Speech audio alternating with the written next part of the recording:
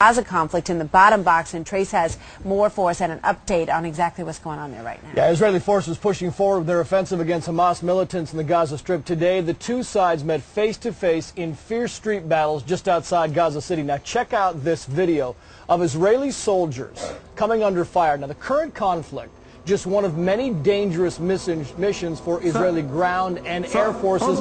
Our guest today is a lieutenant colonel in the Israeli Air Force, a fighter pilot who has taken part in missions over Gaza. It is the policy of the Israeli Air Force to keep its members' identities concealed, so we cannot show you his face. But Colonel, I want to get your read on what exactly is going on there. Your mission when you go into Gaza was to do exactly what, sir? I have few type of missions. The main one is a pilot of a Cobra attack helicopter, is to support the ground troops. Another mission is to try to hit houses where the Palestinians stores a lot of rockets designed to be fired on Israeli citizens.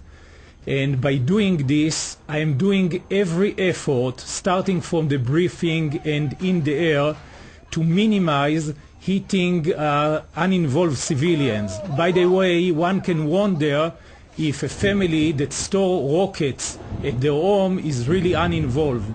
But even so, the IDF call such families in advance, tell them that they are going to be bombed, warning them to leave homes before we are coming to bomb them. Colonel, we see these pictures during the daytime of the mortars going off, the rockets going off, but at nighttime, around this time at night, which is almost 10 o'clock in Israel right now, give me an idea of why things ratchet up at this time of night. Is it better for Israeli Defense Forces to go in at night than it is during the day?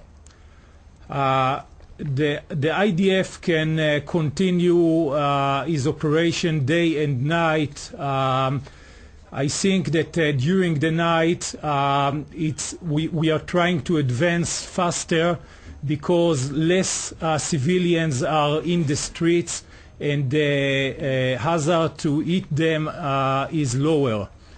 I just have to ask you, I mean, it's almost 3 weeks now into this campaign, yet still rockets are being fired from Gaza into southern Israel. Is it your sense that you're just not targeting all of the places that the rockets are being launched, or are these so mobile, these rocket launchers, they can just pick them up and move them at a moment's notice? The problem is that the Palestinians use their civilians as a human shield. As you can see in the film that you just showed, there is the first explosion and then a secondary explosion. This explosion is explosion of the rockets, of the ammunition that was stored, as you can see, inside regular homes in the city of Gaza. When I am coming to attack such a place, after we warn the family to leave the place, I am putting myself in a greater risk, in a greater danger, just in order to minimize civilian casualties. If Israel would want to finish all the rockets without caring what's going to be the collateral damage, we could do the work a long time ago. The problem is to try to find only the terrorists and minimize the damage to the civilians. And that's why it takes so long. Colonel, the diplomatic effort, the battle going on in Gaza. Colonel, thank you. Thank you very much.